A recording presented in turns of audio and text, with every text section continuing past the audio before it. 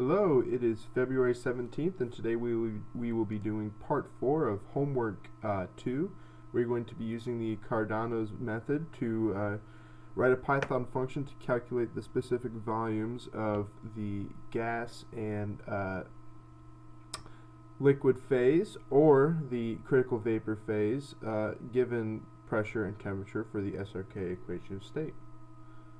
So if we can see on the GitHub site, the Cardano's method, we have the cubic equation of state, and then we do some calculations. If r squared is less than q cubed, then we have 3 real roots.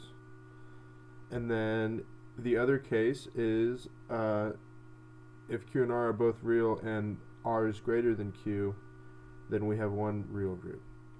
And that means, basically, if we look at our isotherms,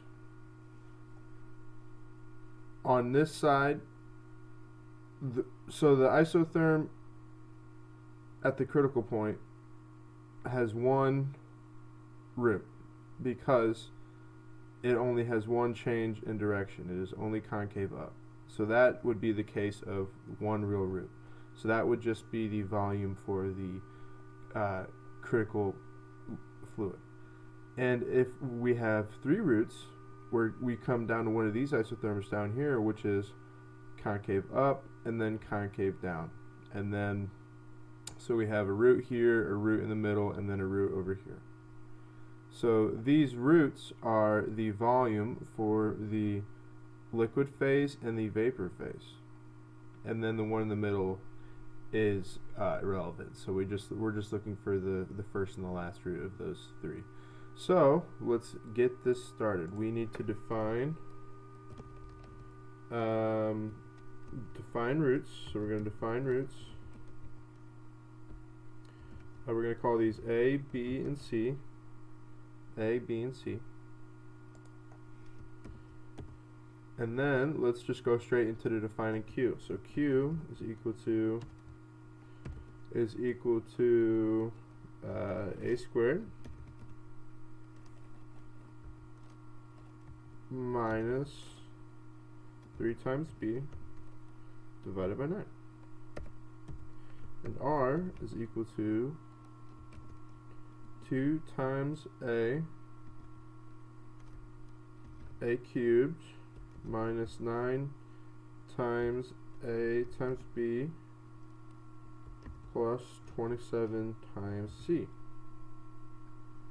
And that is over 54 rather. Make sure that is kosher. Okay. But now we see we have an if statement. If q and r are real, they always will be real. And r squared has to be less than q cubed. So let's put that in. If r squared is less than q cubed. What do we get? We compute the roots by computing theta. So let's define theta. Theta is equal to arc cosine of r divided by q to the 1/2 power.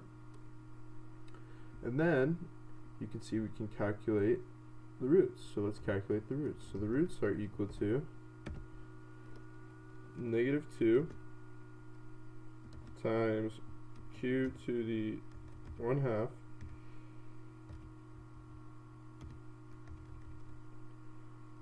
times numpy cosine.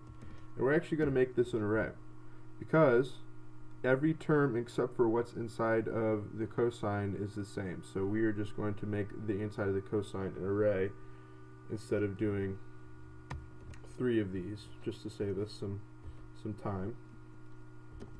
So the first one is theta over 3. The second one is theta plus 2 times pi divided by 3, and then the last one is theta minus 2 times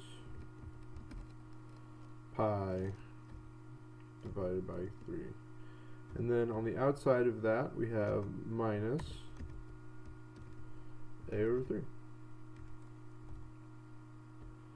Alright, very good.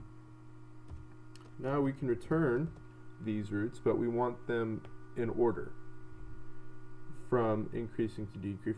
We want them in order from left to right. So x squared, x, and the constants. So we need to sort these. So let's do NP sort. Right? Is that, I can do that. Yeah, NP sort, and then we want the roots sorted.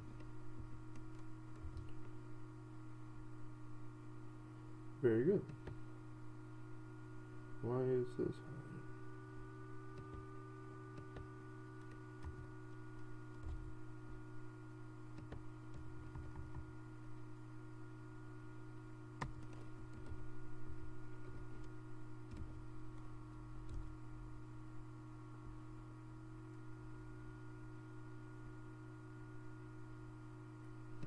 Okay, and then the else statement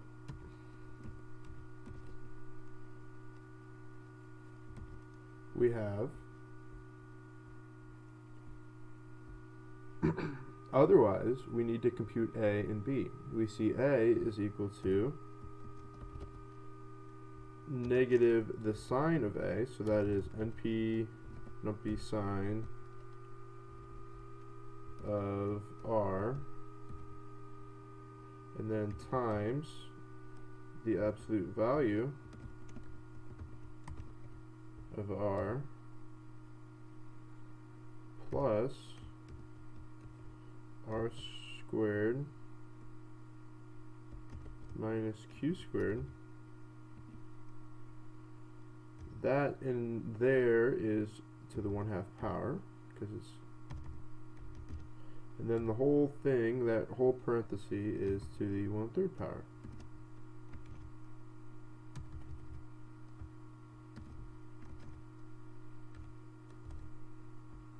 Alright, now let's look at B. B is equal to 0 if A is equal to 0, so B is 0 if A is equivalent to 0. Else, what happens if A is not equal to 0? A is equal to, B is equal to Q over A. If A is not 0, Q over A. So Q over A. Very good. Alright, and then we need to return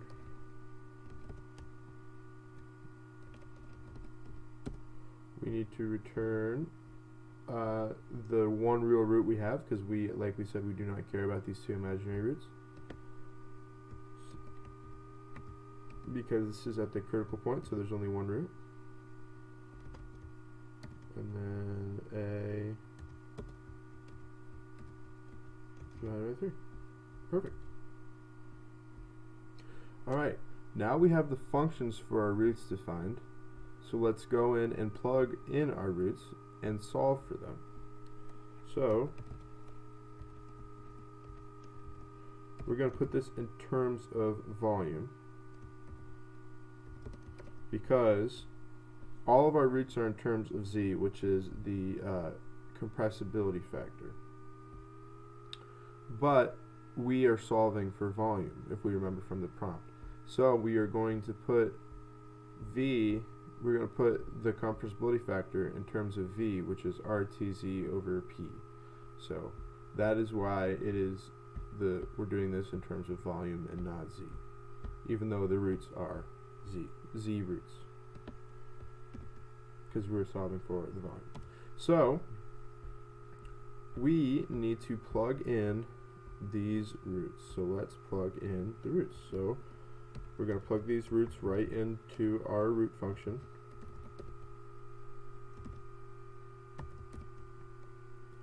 So our A terms are going to be z squared, so that is epsilon plus sigma times beta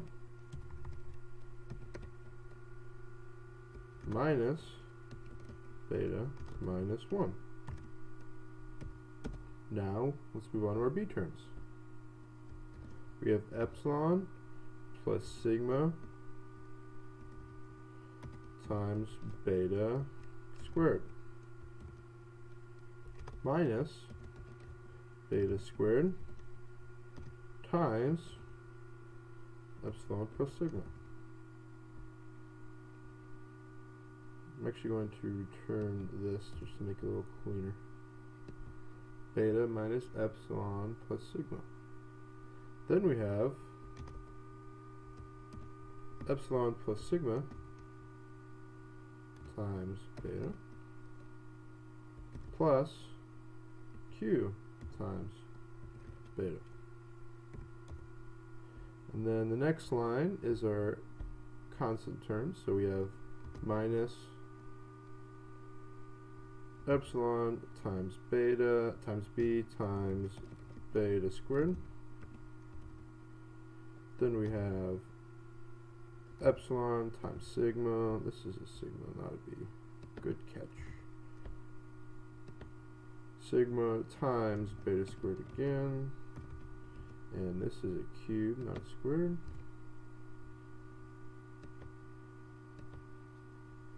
Minus q times beta squared. Alright, now as you can probably see, all these are highlighted yellow because we have not defined them yet. So let's pull our a, b, c, our a and b and epsilon and sigma values from our function earlier. So that is a, b, e, s is equal to cubic a, b, e, s, and that was in terms of t. Next, we need to define beta. And if we remember from our work, beta is equal to b times p all over r times t.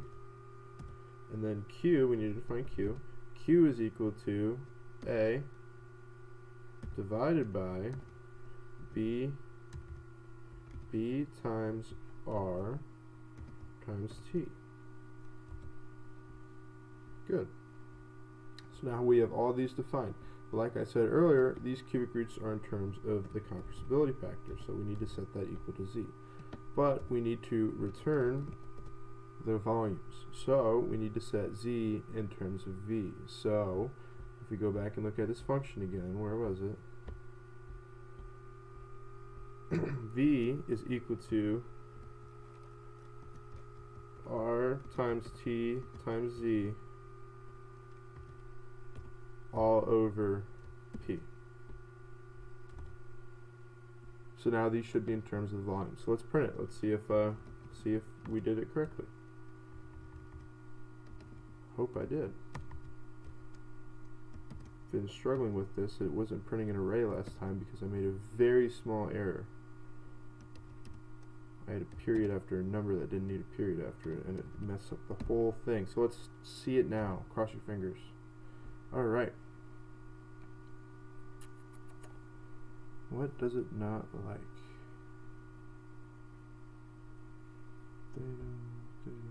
I might have forgotten a sine of pi minus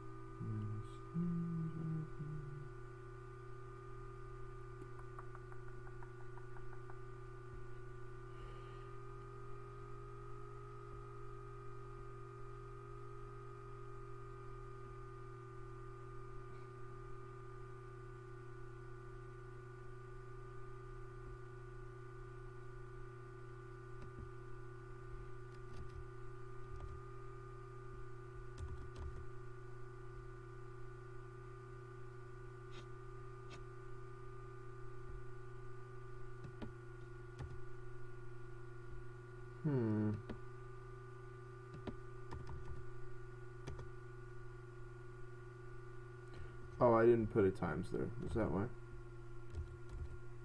There we go. Perfect. Okay. So we got our values for the volume of the liquid and the volume of the gas, given our initial values, which satisfied that R is less than Q. r squared is less than q cubed. So it returned 3. It returned 3 z measurements, and then those were transferred into volume.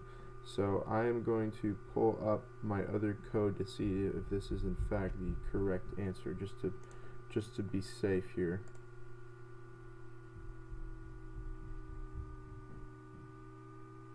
Where'd it go?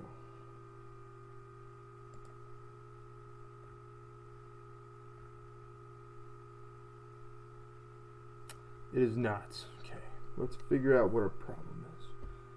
Probably in these numbers here, so let's check them.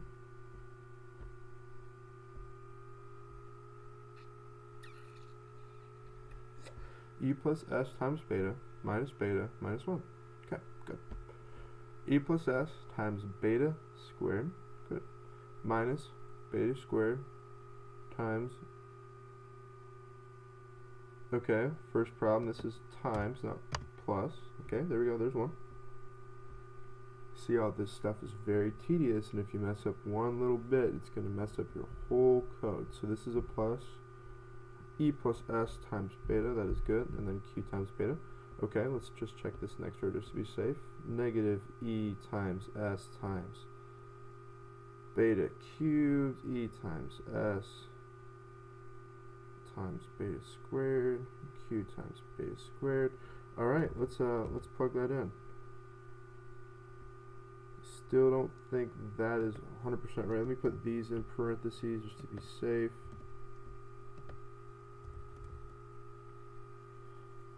Still no. Alright, we're going to figure this out. Let's go up here and check our Q and R real quick. A squared minus 3 times b over 9. That's good. A cubed. I'm going to put a cubed in parentheses just to be safe. Minus 9 times a times b plus 27 times c over 54. Good. Alright. Boom, boom, boom. No difference. Okay. Theta. R over Q. Okay, here's a problem I made. So I just did Q squared, but it's actually Q cubed squared. So this is 1.5. I think those are right. Let me check. Those are right. That is a correct answer. There we go. So I made a few errors. So seeing here, I just put Q squared instead of, Q cubed instead of Q squared cubed, and then down where we entered our roots, I accidentally put plus instead of multiplied for one of our roots, and that is why we did not get the correct numbers. But after checking that I got the wrong numbers and I looked over the code again, we figured it out. So what we just did was we used the cubic equation of state, the SRK cubic equation of state, and Cardano's method, which was Q and R, this condition, and then the formula to solve for our roots.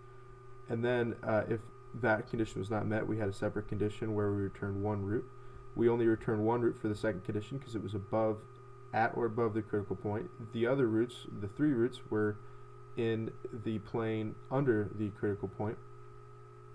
The roots were dependent on pressure and temperature, and we solved the roots in terms of V by converting Z to V using RT Z over P.